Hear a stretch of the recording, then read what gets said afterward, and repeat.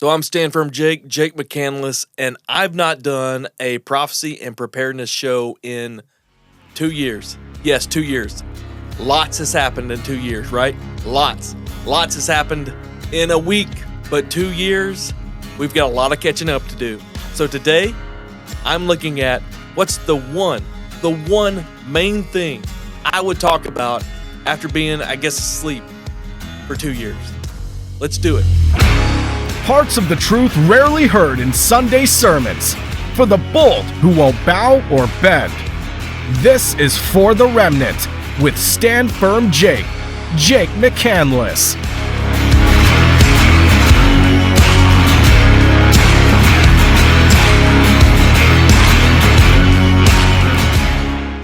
So yes, the one thing. What's the one topic I'm going to pick to talk about? And one thing you'll notice about me, yes, I'm looking at, what's going on right now in the world? What are we seeing? But number one, it starts with the text. What do we see in Scripture? What do we need to know? Therefore, we may be seeing. So it always starts with the text. But what's the one thing? Oh yeah, the new show called For the Remnant. The Remnant. You, if you're watching this, I believe you're part of the remnant. I see the remnant as believers like you who know the full story, that Jesus is coming back. He's going to establish his kingdom. Some stuff is going to go down before that, and we get to be part of it. So you know the full story. You see the times that we're in, are determined to remain faithful, be prepared, and help others do the same. Yeah, so that one thing that I would pick to talk about. And there's so many things, right, that's going on. Recently, Charlie Kirk's assassination. Man, transforming, which I would like to do at a time and talk about that. But I think in the scheme of world events and those things, it's not going to be the major player. It's not the major player that's happening. I think an honorable mention is what's happening in Syria with Al-Jalani. But you should know this. The number one thing, all eyes on Israel. The end times is Israel-centric. It all comes down to Jerusalem. So as I said, it's been 2 years since I've done a prophecy and preparedness teaching, video, whatever show, whatever this is. I had a long-running show called Talking Stand Firm where we talked about all this stuff, much longer than this show is going to be. But hey, we like them shorter, right? But the number one prophetic thing that's going on, and it has been since Israel returned to the land, but especially since 10:7. Initially, after 10:7, I wrote an article talking about we just saw a microcosm of the end. Now, I think that's true, but I don't think that's completely accurate. When I say microcosm of the end, we read in places like Zechariah 14, "Behold, a day is coming of the Lord, when the spoil taken from you will be divided in your midst. For I will gather all the nations against Jerusalem to battle, and the city shall be taken, the houses plundered, the women raped. Half of the city shall go into exile, but the rest of the people shall not be cut off from the city." Did you catch those things? Houses plundered, women raped, city taken into exile. But did you hear the numbers?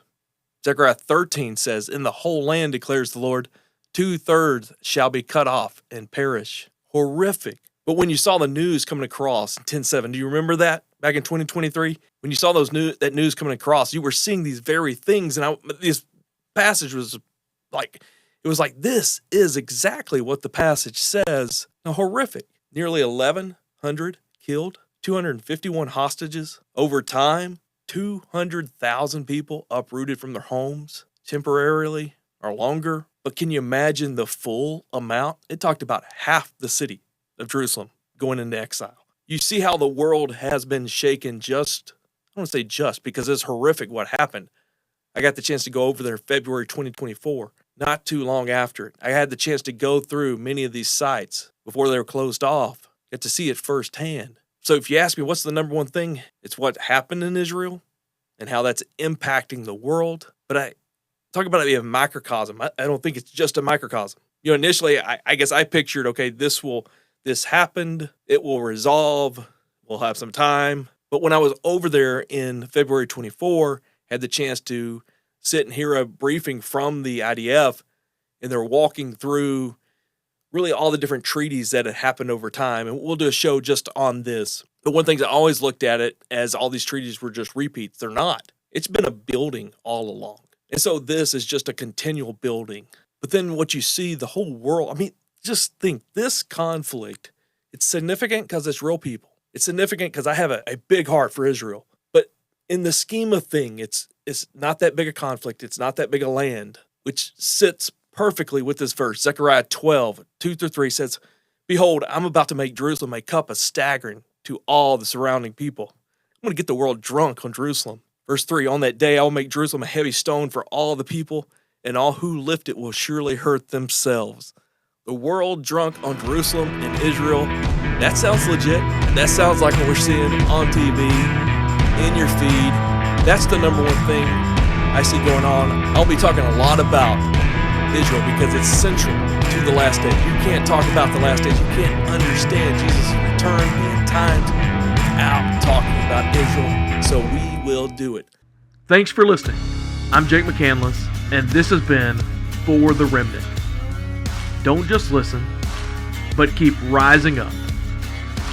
Subscribe, share, and most importantly, stand firm. And join the circle at circleup.standfirmj.com.